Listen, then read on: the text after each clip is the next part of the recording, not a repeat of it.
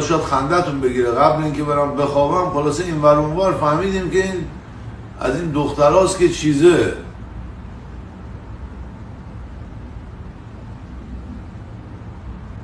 آره خب من نمیدونم با ادب چی اسم کد خارکلته کد چجوری باید بگی، من نمیدونم. یه سری مردا هستن که کد دارن، یه سری زنا هستن که کیت دارن. من دیگه نمیدونم دیگه. بیا رهشو نگفتم دیگه. بیا یه الان سومین باره به تور من داره میخوره. دارن تو 40 سالگی میزین نقشه کونه من کشیدن. خدا شاهده به قرآن دارم راست میگم.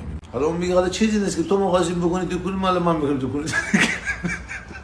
نه اینجا نصف خانومای اونجوری دودول دارن جلوشون. حالا من این حرفا رو به شما میزنم شما بخندین. این داره شوخی میکنه. این داره اومدی اینجا دو دستی خودش و دختر خالش بچه کوبا دست تو رو گرفتن سفت.